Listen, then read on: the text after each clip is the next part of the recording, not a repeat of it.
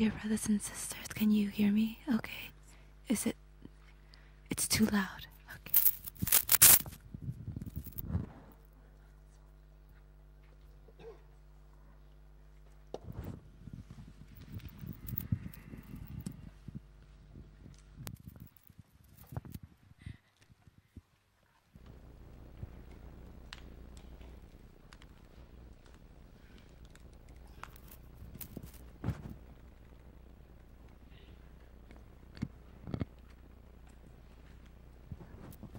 Is it better? Is it loud enough? It's okay. Not too loud. It's okay. Okay.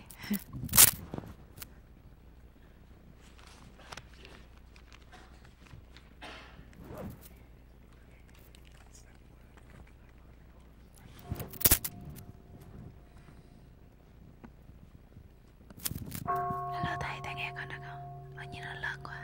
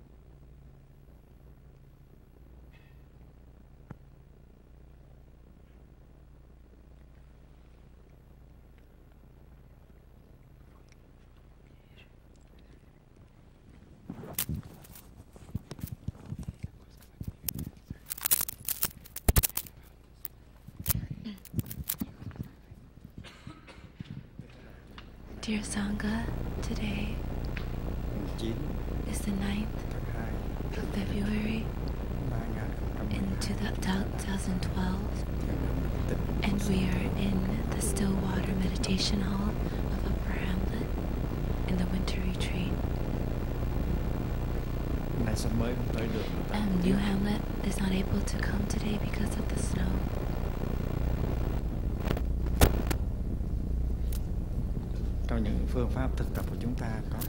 In our methods of practice, there is our practice of collection of the Buddha.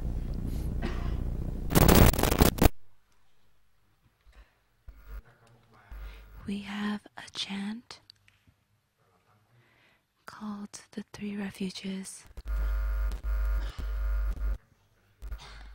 and it says that the Buddha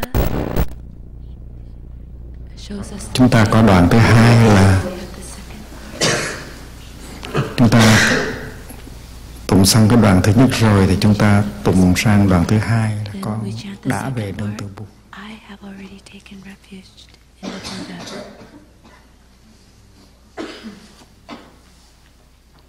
Và tụng xong cái đoạn thứ hai, chúng ta tụng sang đoạn thứ ba thì đã về nương tựa Bụt, về nương Bụt trong con.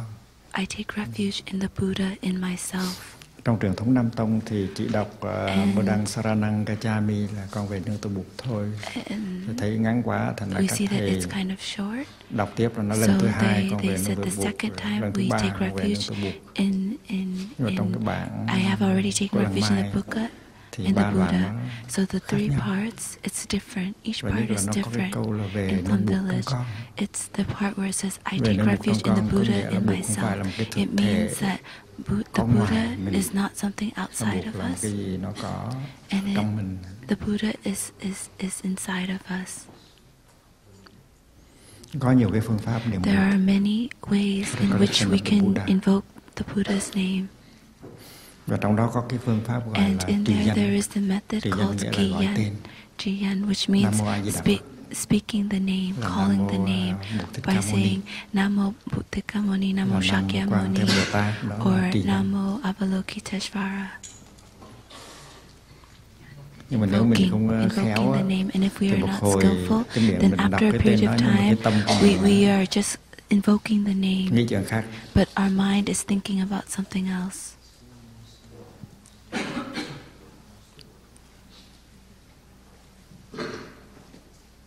And not just in Buddhism, but in other traditions, there is a practice of invoking the names.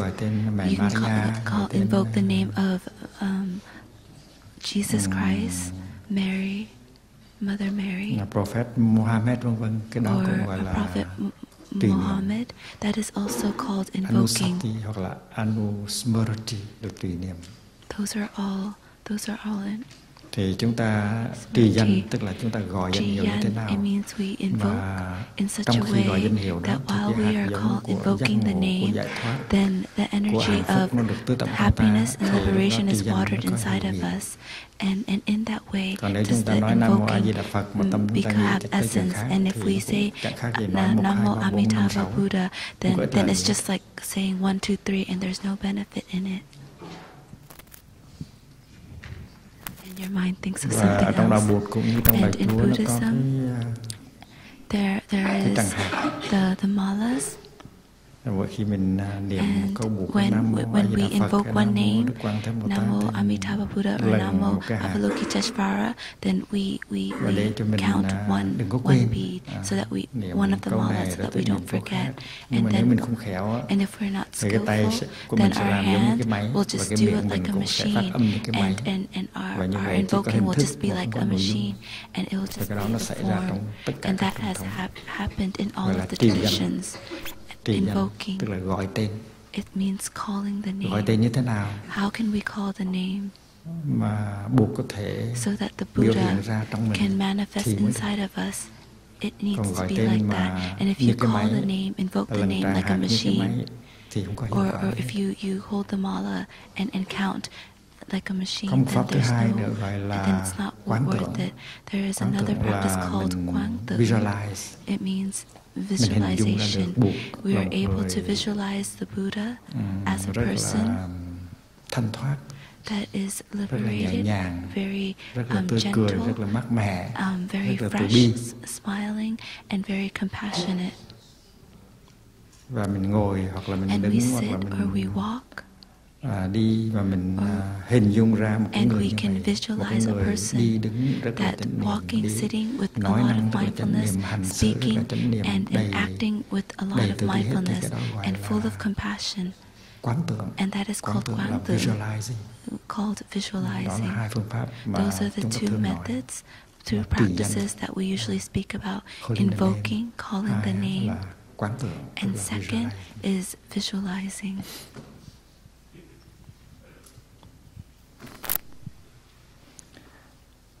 In Buddhism, we learn that the Buddha and a person, they are related to and connected to each other. If there's not the Buddha, then there's not a human, and if there's no humans, then there's no Buddha. And that's the non-dualistic view. In the Diamond Sutra, we learn that we need to remove the idea of living beings. It is the view that living beings is the opposite, different from the Buddha. We usually compare with living beings and Buddha. If it's Buddha, then that's not living beings. And if it's living beings, then it's not Buddha.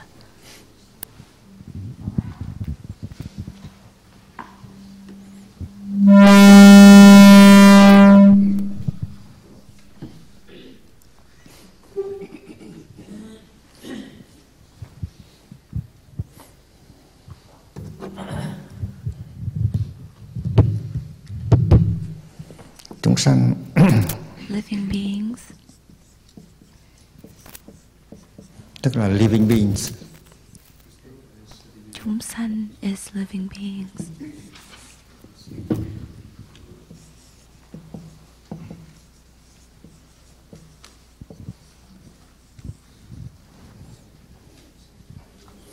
khi gọi là hữu tình.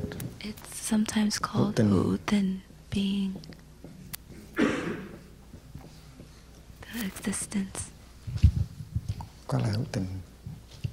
Thì tiếng Phạn là sattva.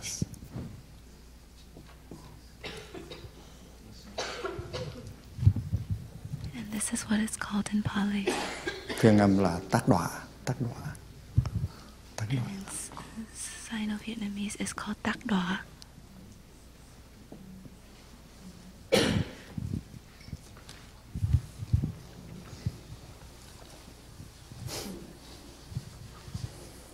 Và theo định nghĩa Bụt á, là một chúng sanh, là một loài hữu tình, là một sattva, nhưng mà có giác ngộ rồi,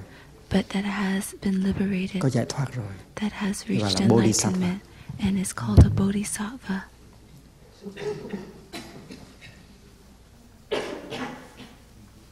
Bodhisattva là Bồ Tát. Bồ Tát is called Bồ-Tát in Vietnamese.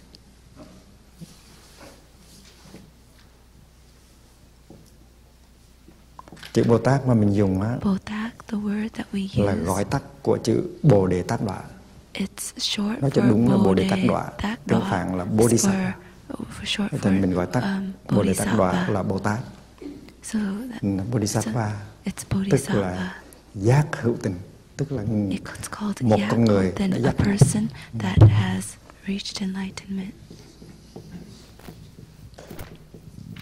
giác hữu tình. Giác tức là bodhi, là một chúng sanh, một con người đã giác ngộ. Đây là sattva, là chúng sanh, là hữu tình. Bodhisattva is being, and that's how it becomes bodhisattva. Và khi mà một người, một chúng sanh mình giác ngộ, thì trở thành một chúng sanh có giá trị lắm. A being that has a lot of value. Trở thành một đại nhân. They become a great being. Human being. Bodhisattva is a great being. Tại vì ở trong cái vị Bồ Tát á, nó có cái sự vĩ đại của cái giác ngộ. There's the greatness of the enlightenment, and that's why they're called a great being. Cho nên mình có cái chữ là Mahasattva. So we have the word Mahasattva.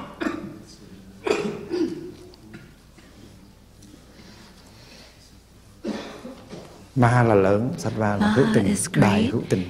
And Sattva is being.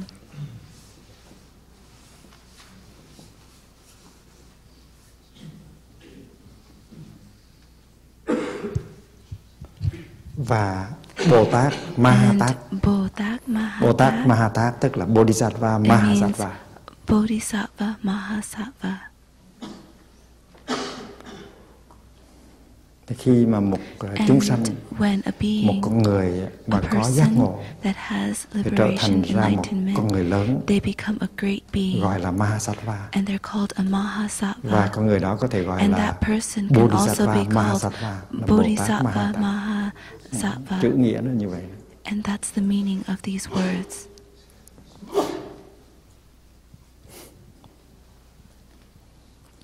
Nhưng mà nếu không có người thì làm sao mà có bậc giác ngộ được? Bậc giác ngộ tức là từ người mà ra. Nếu không có người thì làm sao mà có bậc giác ngộ? Vì vậy cho nên giữa người và bậc giác ngộ nó có cái sự liên hệ. Nó có nghĩa là Bụt không thể có mặt ngoài chúng sanh. Ngoài chúng sanh không có thể có mặt ngoài Bụt. Living beings cannot be outside of the Buddha. It's like bên trái với bên phải. The left and the right side. Nếu không có bên trái thì không có bên phải. If you don't have the left, nếu you không can't có bên phải thì không có bên trái. If you can't have the right, then you can't have the left. If there's no beings, then there can't be the Buddha. If there's no Buddha, then there can't be living beings. That is called interbeing. Là tương đại. Tương đại. Và vì vậy cho nên trong cái giáo lý của đạo Bụt á, thì trong chúng sanh á, nó có cái Phật tánh. Nó có cái hạt giống của Bụt. Nó có Phật tánh. Buddha nature. hệ không là chúng sanh thì thôi. Mà hệ là chúng sanh rồi thì nó có Phật tánh. Then you have tức là Buddha khả năng nature, giác the ngộ, capacity to be khả năng awakened, to be có niệm, enlightened, có định, có to tuệ. have mindfulness, concentration, and insight, and all chúng sanh nào cũng of có the living beings have these three seeds, has the capacity to be enlightened, đó là đạo Buddha là như vậy. And in Buddhism, còn trong it's like that. các tôn giáo khác mình không biết như thế nào. Giữa Thượng Đế và con người God and beings, thì cái sự liên hệ nó có giống như vậy hay không? If it's the same.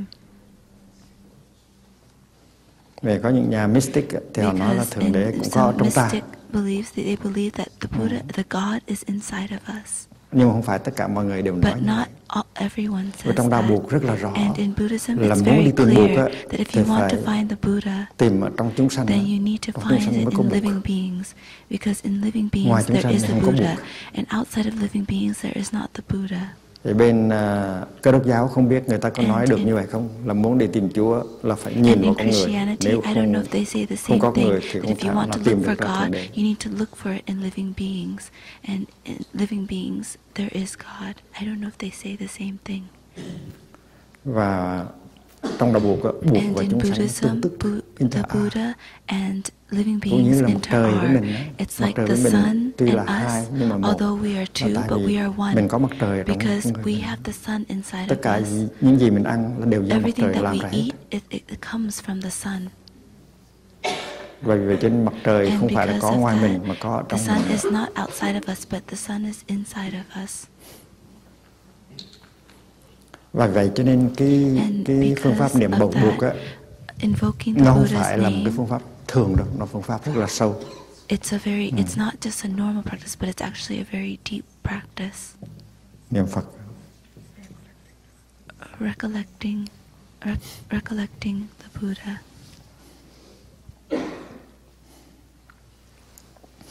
Mỗi khi mình lạy xuống, touching the earth, thì mình đọc cái bài gọi là năng lễ sở lễ tánh không tịch. Tức người lạy và người được lạy không phải là hai cái thực thể riêng biệt nhau. The one who bows and the one who is bowed to are both empty of a separate self. Tức là trong Buddha có mình, và trong mình có Buddha. Vì cho nên trước khi lạy xuống thì mình phải quán chiếu, mình phải nói rằng Buddha ơi, con biết là Ngài không có ở ngoài con đâu. Ngài đang ở trong con và con đang ở trong Ngài. Phải nói câu đó. Phải thấy được điều đó thì lạy xuống thì mình mới tiếp xúc được với cái Phật tánh trong mình. Còn nếu mình cứ nghĩ rằng Buddha là một cái gì hoàn toàn khác và mình làm cái gì hoàn toàn khác thì không có được cái sự liên hệ đó. Bởi vậy cho nên cái tuệ giác bất nhị là Buddha và chúng sanh không phải là hai thực thể riêng biệt. Buddha có trong chúng sanh và chúng sanh có trong Buddha. Thì khi mình thấy được cái đó thì khi mình niệm Buddha hay là lạy Buddha thì mới có kết quả. Còn nếu mà niệm Buddha là một vị thần linh hoàn toàn không phải là mình. Mình là toàn là xấu xa, yếu đuối, hèn kém. Còn Buddha là tất cả những cái gì tốt đẹp. Và hai cái đó là giống như đêm với ngày. Không đi đôi với nhau được. Tức là có một cái sự kỳ thị, có một cái thấy nhị nguyên giữa mình và Buddha. There is a duality between us and the Buddha. That's why in the Dharma Sutra it says that we need to take out the idea of living beings. Living beings is the opposite of the Buddha. We need to take that out, that view out of us.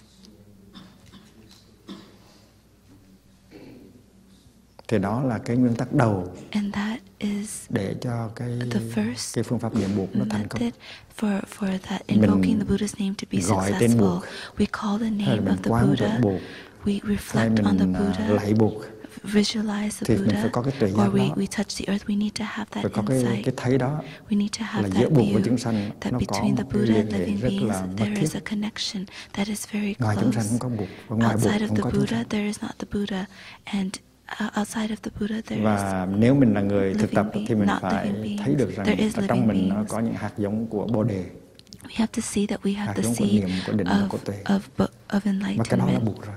And that is already Buddha. And so when we invoke the Buddha's names, or when we touch the earth to the Buddha, when we practice, it means that we practice in such a way for that seed to manifest inside of us, so that seed can be watered, and in that way can we be successful.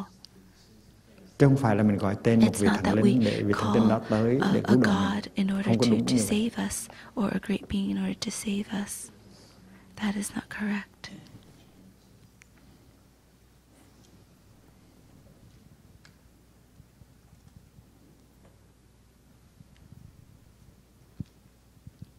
Ví dụ như mình đọc cuốn Đường Xưa Mây Trắng. When we read the book Old Path White Clouds, cuốn Đường Xưa Mây Trắng, the book Old Path White Clouds, nó vậy. Mình phải đọc mấy ngày mới xong. We have to read it for a few days in order to be able to finish the book. Đọc sách Đường Xưa Mây Trắng thì theo hình thức thì đó không phải là niệm vụ. Nhưng kỳ thực trong khi đọc Đường Xưa Mây Trắng thì mình tưới tẩm những hạt giống của trí tuệ, của thương yêu, của hạnh phúc. Và như vậy trong khi đọc Đường Xưa Mây Trắng là mình đang niệm một mình biết. White clouds, you are actually invoking the Buddha's name, calling the Buddha's names, because while you are reading that book, thì buộc hiện ra rất rõ ràng ở trong con người của mình. You can see that the Buddha is inside of us, the seeds of mindfulness, concentration, insight. Hiện ra rất là rõ. The Buddha manifests inside of us very clearly. So, reading Old Path White Clouds is already a form of calling the Buddha's name, invoking the Buddha's names that we are not aware of. Like when you are listening to a Dharma talk, although we're not saying Namo Āmi-Tapa Buddha, Namo Shakyamuni Buddha, but while we're listening to Dharma talk, the seeds of mindfulness, concentration, insight is being watered inside of us. So that is invoking the Buddha's name. That is calling the Buddha's names. And we need to be able to see it in that light.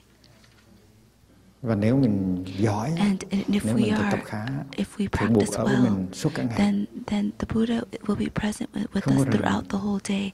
And tại buộc không phải là một thần linh ở ngoài, mà buộc là một cái, it's not something, năng lượng. It's an energy that is inside of us. Buddha is not a god. Thì quý vị thử cái phương pháp này coi, thầy thấy nó rất là hay, rất là dễ. They see that it's a very easy practice. Là khi mình đánh răng á, and it's very wonderful when we brush our teeth. Khi mình chải răng, mình nói buộc đang chải răng. We can say the Buddha is brushing my teeth. Mình nói mình để buộc chải răng cho mình. We let the Buddha brush our teeth. Và mình biết rằng buộc chải răng thì buộc không có làm hấp tấp đâu, buộc làm rất là our teeth, then he does it very with a lot of ease and freedom. Rồi mình chải răng như thế nào? And it's not rushed, and we should brush our teeth in such a way so that the Buddha has an opportunity to use our hand. Cái bàn chải của mình. To use our toothbrush. Để buộc có thể so that the Buddha can brush our teeth. Thì mỗi khi mà mình chải răng, mình đừng chải răng với tư cách một sattva, mà mình chải răng với tư cách một bodhisattva. We should brush our teeth like a bodhisattva. Tức là chải răng cho có chánh niệm. To brush our teeth with mindfulness. Khi mà anh chải răng cho có chánh niệm, when you brush your teeth in mindfulness, chải răng mà anh biết anh đang chải răng, you know that you are brushing your teeth. Và trong khi đó anh có thảnh thơi, anh tự tốn, anh có hấp tấp, thế đó là buộc đang chạy răng. Và lúc đó anh đang niệm buộc. And at that time you are invoking, you are calling the Buddha's name.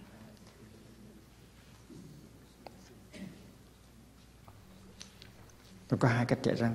There are two ways of brushing your teeth, or we can let living beings brush your teeth, or the Buddha brush your teeth. Because living beings and the Buddha is inside of us, we can just choose. And if we allow for the Buddha or the Bodhisattva to brush, then we just have more happiness.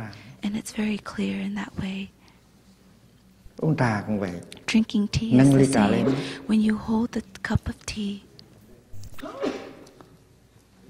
Mình mời Bụt uống we invite the Buddha to drink for us, because when the Buddha drinks tea, he does it very wonderfully.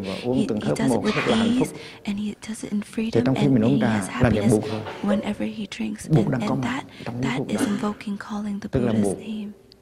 It means Buddha manifests with mindfulness, concentration, insight while you are drinking tea.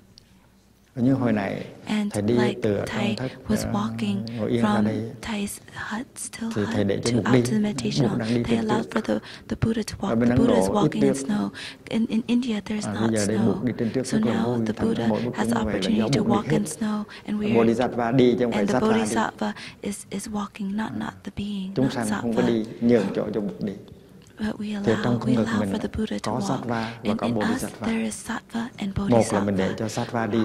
One, we either allow for the bodhisattva to walk or the sattva to walk. And if we walk like a bodhisattva, then there's happiness. Why do we just allow for the living being to walk? We should allow the Buddha to walk for us. And in that way, we have more ease. When we are cooking for the Sangha, we don't want to be rushed. We need to have it, do it in joy and happiness. And in that way, the bodhisattva is being present, is cooking, not the sattva, not the living being.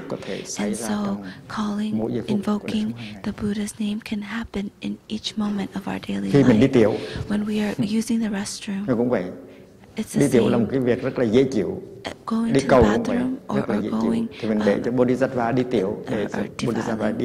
we can allow for the Buddha to do it. We can do it in ease. Why do we need to rush? We can choose. Do you want to allow the living being to do, or do you want the Buddha to do it? And when the Buddha does it, then for sure it's so much easier. It's so gentle, it's at ease. And so in our daily life, while we are in Plum village, we should invite the bodhisattva to do everything. We should not allow for the sattva to do it, because sattva and bodhisattva is present inside of us. It's the same lungs, it's the same nose. But when the Buddha breathes, then it's very happy. But when the living being, the being does it, then not as happy, because you're not aware of your breath. You're not in contact with your breath. And in Buddhism, it's like that. Buddha and the living beings is not two separate entities, but it's the same. And we should live as a person that is awakened, or do you want to live with the person that in forgetfulness? And we need to choose between the two, and happiness can be present right away, and we don't need to find it somewhere else. We just need to brush our teeth, just drink tea, just walking steps in the snow or on the grass, cooking breakfast for the Sangha, and you can have happiness. And the method, the practice is like that. And it's not difficult at all. The issue is, do you want to do it or not?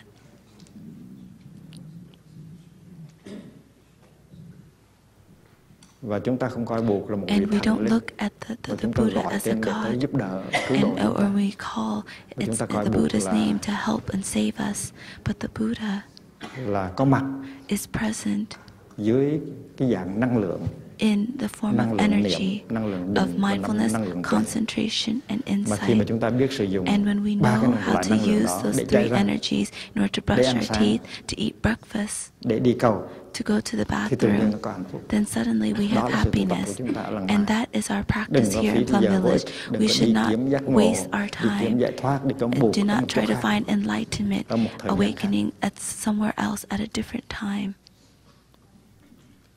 You should try it. You should try invoking, calling the Buddha's name in this way, so that the Buddha can be present in each moment of our daily life, so that the Buddha can allow for the Buddha to breathe, walk, sit, brush our teeth. And it's something that we can do, because all of us has the capacity to be mindful. We can brush our teeth in mindfulness. We can go to the bathroom in mindfulness. And in each moment, it brings freedom. We're not rushed. Mỗi giây phút nó đem tới And in niềm each vui. moment it brings Là happiness, mỗi giây phút joy. mà mình có mặt And ở each trên trái moment đất that này we are là một giây present, phút hết sức là màu nhiệm. it's a miraculous Mặt trời lặn moment. cũng đẹp. The sunset is also beautiful. Mưa cũng The rain đẹp, mà tuyết is cũng đẹp. beautiful. Cái gì The cũng snow màu is nhiệm hết. falling, and Và everything chúng is a ta nên có miracle. mặt thật And we sự should truly be để sống từng present giây phút cho in đàng order hoàng. to live each moment. Và nếu mình làm được một ngày, If we're able to do it for one nó sẽ day, có sự khác biệt rất là lớn. then there will be a big difference, a clear difference. Giờ đem kinh ra. So now we will study the sutra.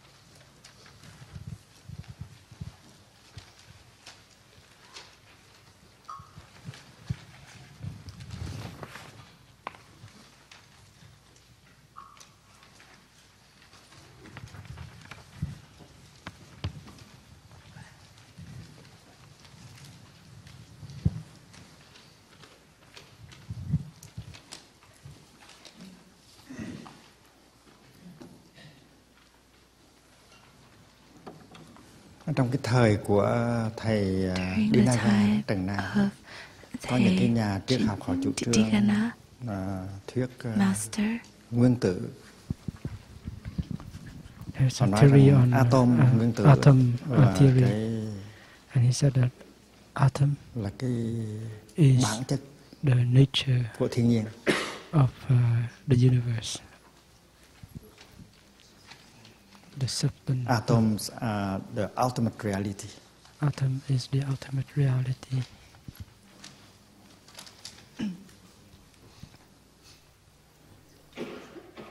Thì trong khoa học của chúng ta cũng có lúc người ta nghĩ như vậy.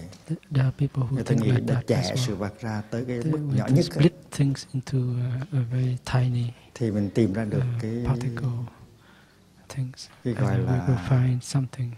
Hạt căn bản. And we call it the atomic hạt căn bản. Elementary particle. Và chính với những hạt căn bản đó and mà thế giới được tạo elementary particle is, thì cái đó gọi đó là một cái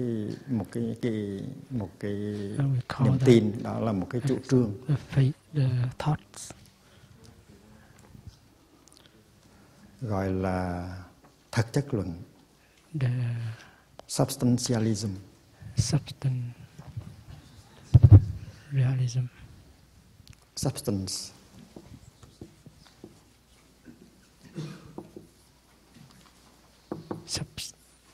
Thực chất luận. Substantialism. Tức là thế giới nó có một cái bản chất. It means the world has a substance. Mà cái bản chất đó and là những hạt căn bản. The elementary particle. Cái hạt căn bản.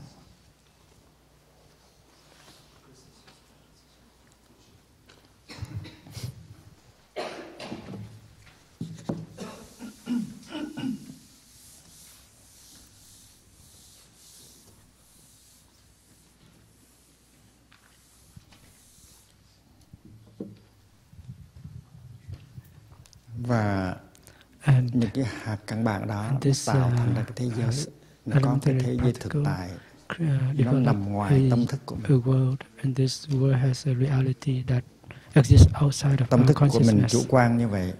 our ở ngoài này nó consciousness có một has thế giới thực tại, a subject, and outside of the consciousness there is a world. và những hạt There is a căn bản nó reality, nằm ở ngoài này. and Và this chính mình, con người của elementary mình cũng là được làm bằng những exists hạt căn outside bản. of this consciousness, Và đó là cái thuyết gọi là thật chất and luận. this consciousness is outside Thật chất luận, of chữ the thật chất á, elementary trong tiếng particle. Phạn nó gọi là svabhava. That is called substantial. Mình dịch là tự tánh, Substantialism. Substance is svabhava. tức là từ nó có thôi. Tự tánh is the self Từ nature. nó có thôi. They They exist exist by by themselves. itself alone, by themselves.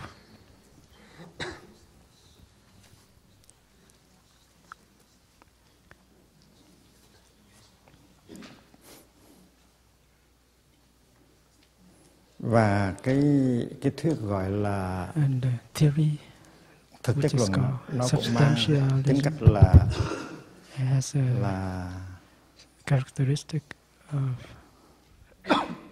thực tại luận. Thực tại luận. Realism. Tức là realism.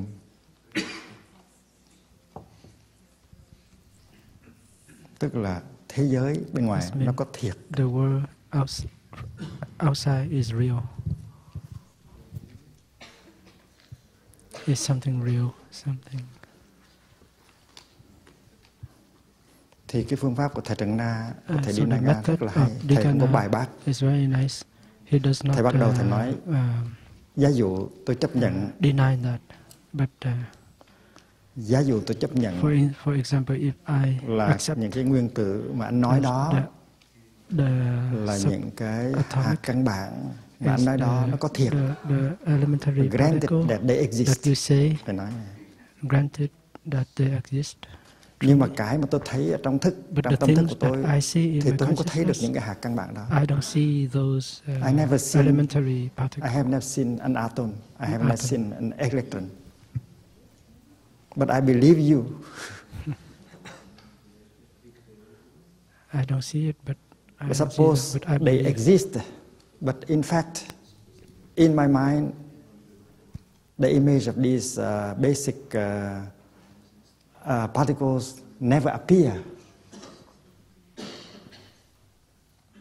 Dù cho tôi có chấp nhận, đồng ý với anh là những cái hạt căn bản nó có thiệt, nhưng mà trong tâm thức tôi chưa bao giờ thấy được những cái đó. Tôi chưa bao giờ thấy một cái nguyên tử, cho thấy một cái điện tử. I've never seen the electron.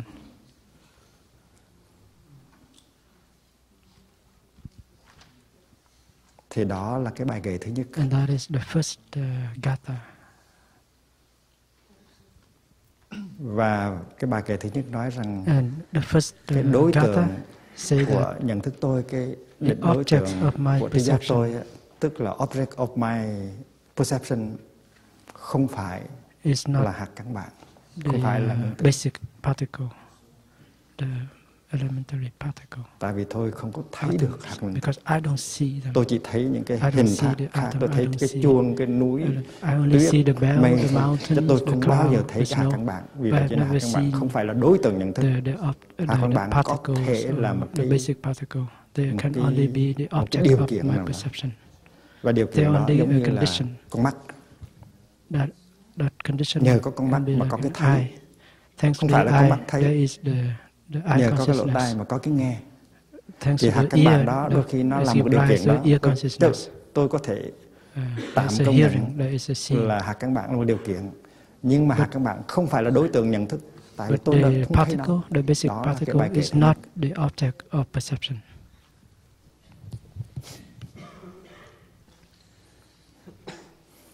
Thì nó là một điều kiện giống như lỗ tai hay là con mắt.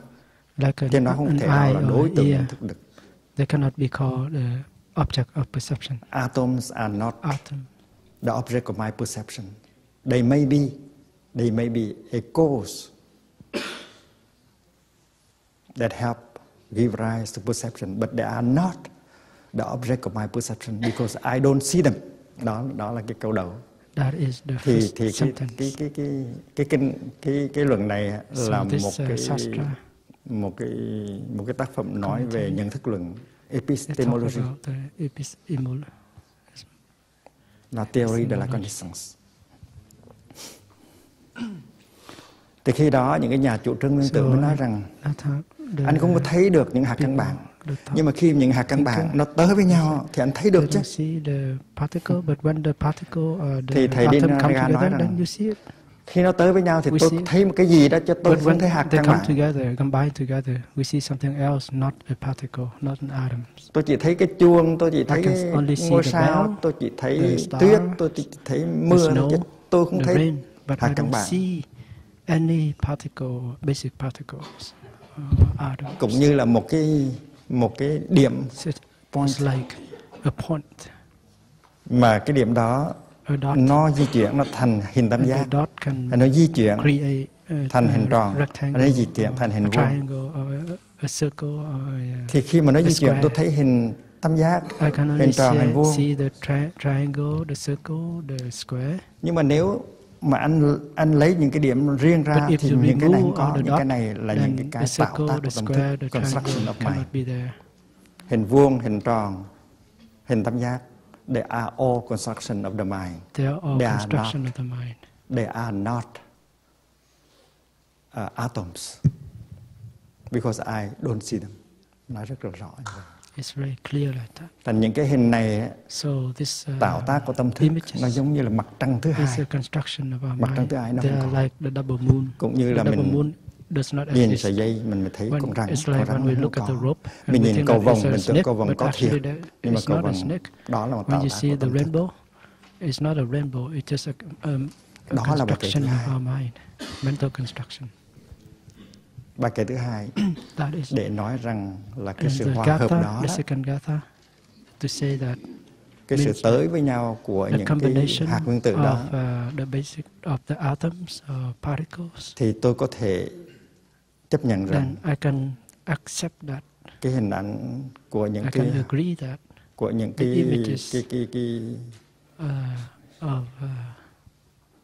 cùng cái gì mà tôi thấy đó là nó đối tượng của tâm thức thiệt.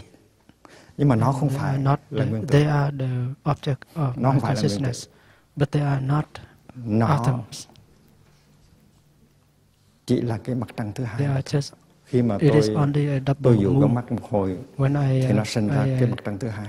Mặt trăng thứ hai không bao giờ có. When I cross my eyes, so I can see the double moon. When atoms come together in order to manifest as something, that something may be considered as object of perception, but they are not atoms.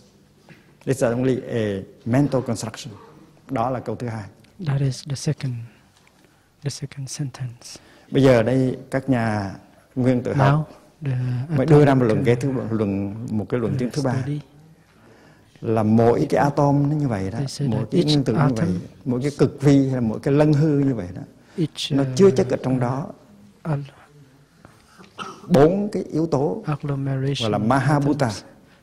Mahabhuta tức là tứ đại, tức là đất, nước, lửa và gió. Water, fire and wind. Và vì vậy cho nên khi mà nó biểu hiện thành ra những sự vật mình thấy đó, as things that we see, thì đồng thời nó cũng là đối tượng của nhận thức. At the same time, they are the object of our perception. Thì thầy Dignaga nói cũng không phải. Cũng phải. Dignaga Master said, là tại vì những cái yếu tố đất, nước, lửa, gió, because cái mềm, cái lưu chuyển, những cái lực mà bây giờ người ta gọi là interaction forces. Nó nằm ở trong những cái hạt nguyên tử và hạt nguyên tử. Tôi đâu có thấy. Tôi không có thấy. Vì vậy cho nên nó không phải là đối tượng nhận thức. So they are not. It is not the object of perception. The atomists try for the third time. They see that in the substance of the atoms there is the element of earth, water, fire, and force. And that is why when they come together, they become your object of consciousness. And then Dignaga said, no, because in my object of consciousness, I don't see these 4 elements. And if you take atoms out one by one, you don't see anything. So what you see is really a construction of the mind. It's not the substance.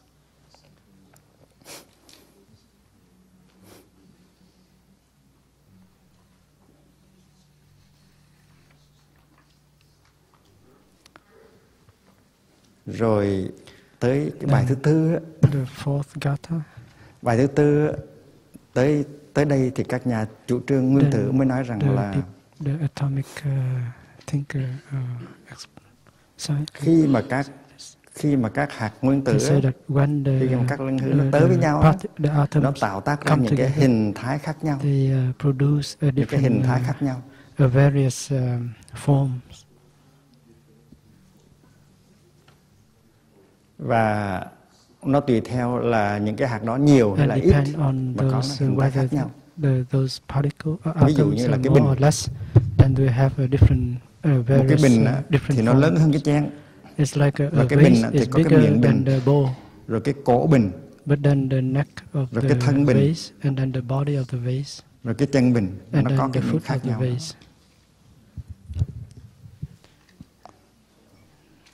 Rồi cái tổng tướng đó, cái tổng tướng nó do cái biệt tướng làm ra. So the universal is made by the particular. Thì thầy Dignaga cũng có đúng rồi. Tất cả những cái khác đó nó có khác thiệt. Mình thấy nó khác thiệt. Nhưng mà các hạt căn bản nó đâu có khác nhau. But the atoms are not different. Các hạt căn bản đều như nhau và không mình có thấy được. Vì cho nên những cái gì thấy khác nhau đây là hoàn toàn là những tạo tác của tâm ý. We see that they are so different. the fourth time, the atomists say that, well, but when atoms come together, they produce different kinds of forms. And that is why they are the object of your consciousness. And Dignaga said, well,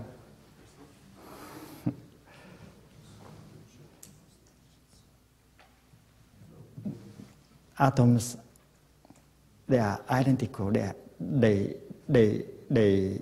are like each other. They are very small. All of them are of a spherical form. They are extremely small. So all these forms that are different, you cannot see in atoms. This is only a mental construction. If you take atoms one by one out of it, these differences in forms do not exist anymore. Therefore, everything you see, everything you hear is just a mental construction, not a reality, not the ultimate truth.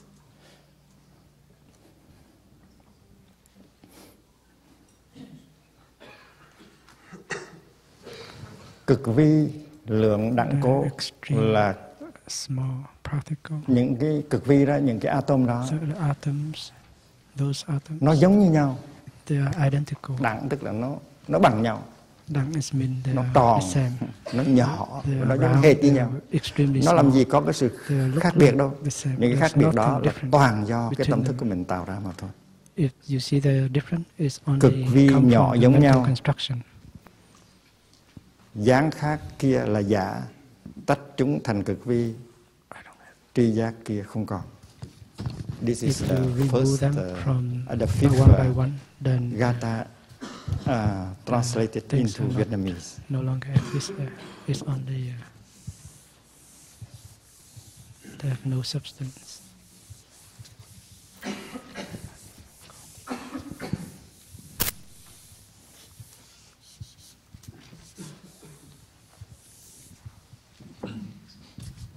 Bài thứ 5 mình chưa chép phải không?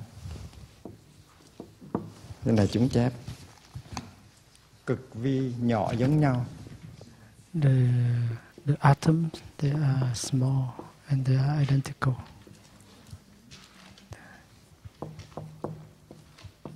The small atoms, they are small, very small, and they look like each other.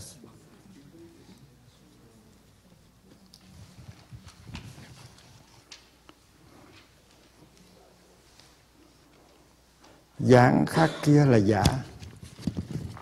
The appearance,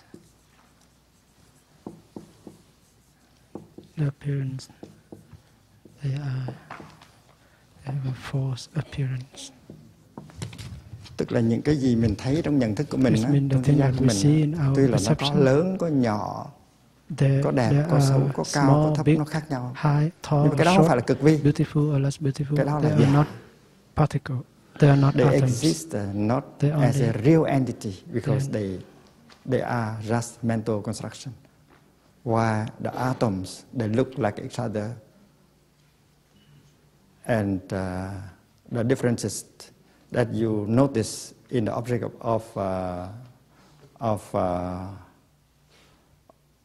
in the object of your consciousness do not belong to the atom. This is a mental construction.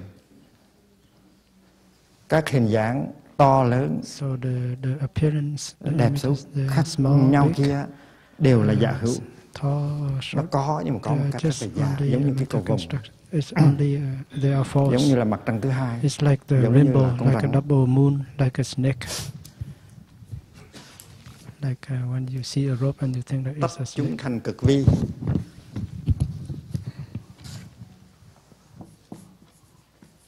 If you remove them into atoms. Nếu mà chúng ta lấy cái bình ra, tách cái bình ra thành từng nguyên tử một. If we take atoms away one by one, thì tri giác kia không còn. And then the object of your perception no longer is no longer there. No longer there.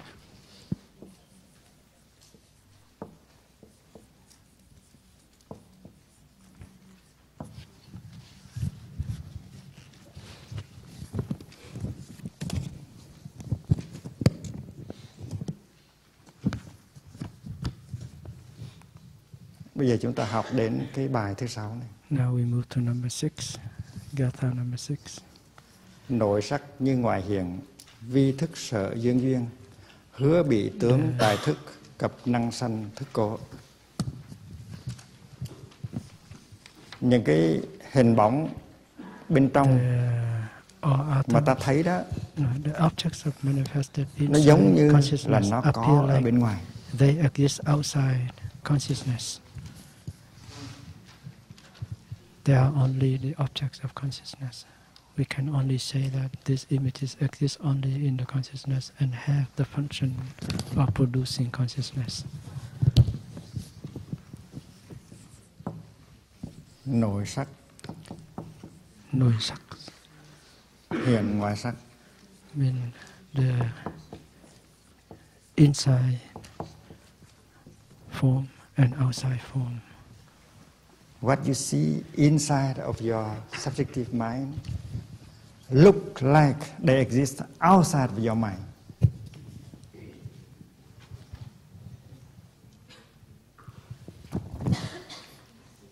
Làm sở duyên cho thức.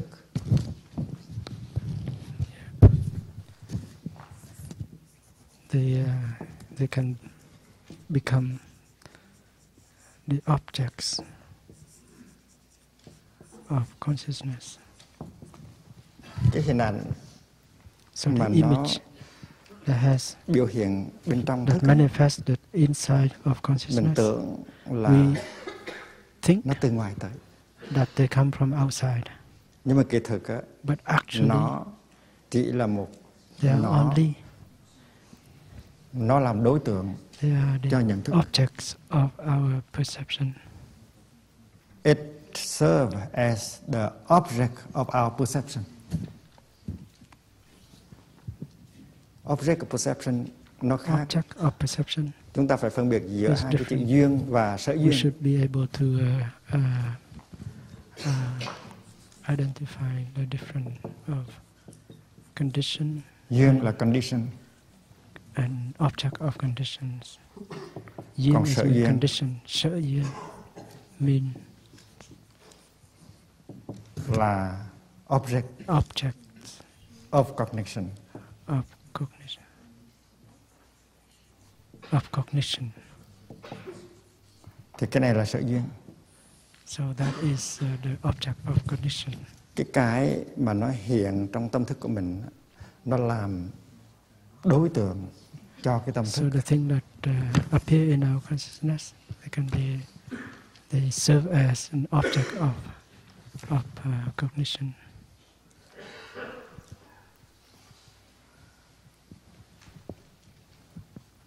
Tướng của nó trong thức giúp làm phát sinh thức. Consciousness help give rise to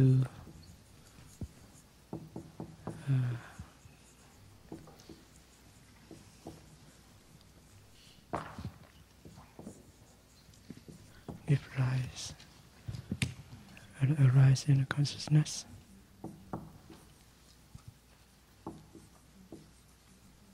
The object, the appearance, the images that in the consciousness. The image help give rise to the image that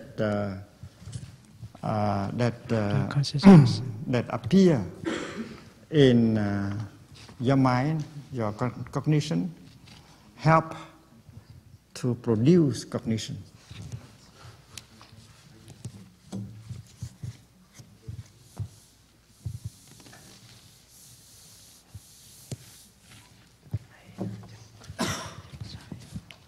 Chúng ta đã học rồi.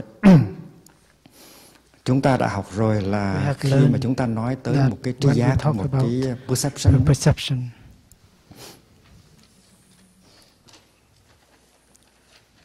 Nó luôn luôn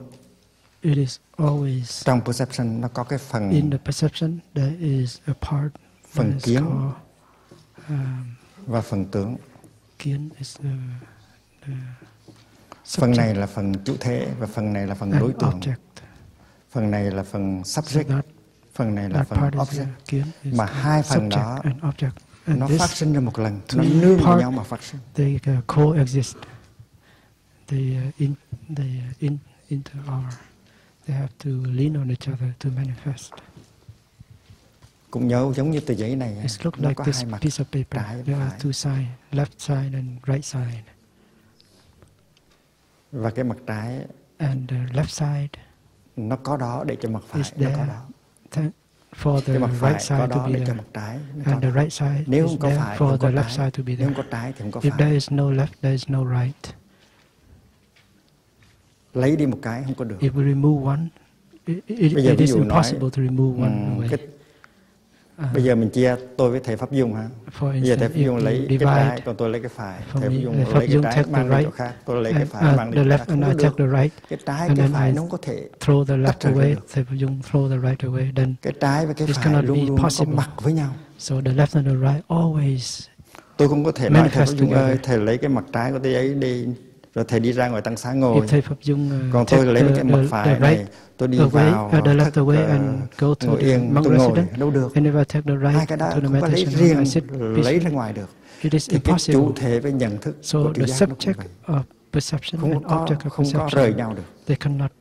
Chủ thể và đối tượng là một cặp bài trùng luôn luôn đi với nhau. You cannot suppose you see this sheet of paper, you see both sides, recto and verso. And you know very well that the recto help the verso to be there, and verso help the recto to be there. You cannot take them apart from each other. You cannot say, Thầy Pháp, you carry the recto to the Tangsa and I carry the verso to the meditation hall. You cannot do like that because the recto and the verso, they always go together. And that is the same thing with subject of cognition and object of cognition. They help produce each other. Và trong cái trường phái triết học gọi là hiện tượng luận, phenomenology. mà cái người đại diện là Husserl đó, thì họ cũng nói như vậy. Họ nói là ý thức bao giờ cũng là ý thức về một cái gì. Không thể nào có ý thức chủ thể mà không có ý thức đối tượng. Cũng như là cái buồn là phải buồn cái gì. Khi lo là phải lo cái gì. Khi thấy phải thấy cái gì. Chứ không thể nào chỉ có cái buồn mà không có đối tượng buồn. Chỉ có cái lo mà không có đối tượng lo. Chỉ có thấy mà không có đối tượng thấy. Chủ thể đối tượng nó đi đôi với nhau như một cặp bài trùng. So in the West there is a school of philosophy called phenomenology, and they say very much the same thing.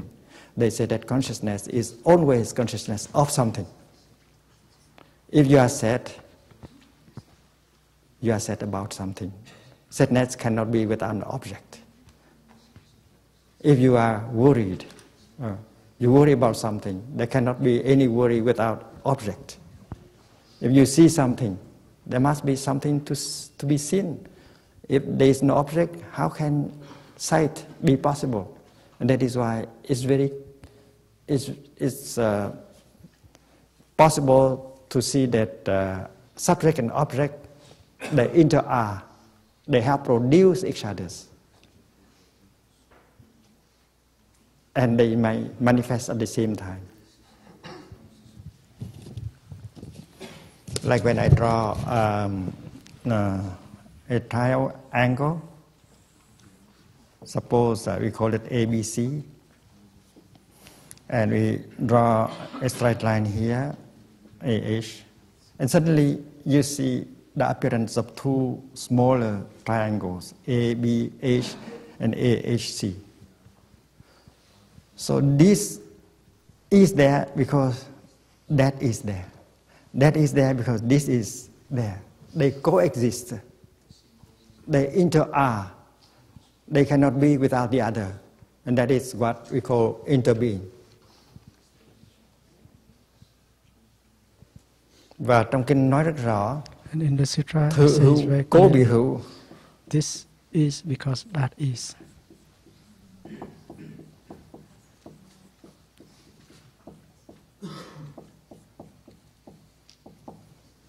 Và đây là một cái lời tuyên bố hết sức là đơn giản, hết sức là sâu sắc trong đạo Bụt. This is because that is. This is because that is. That's the description of Buddha about reality. This is because that is. If that is not, this is. This cannot be.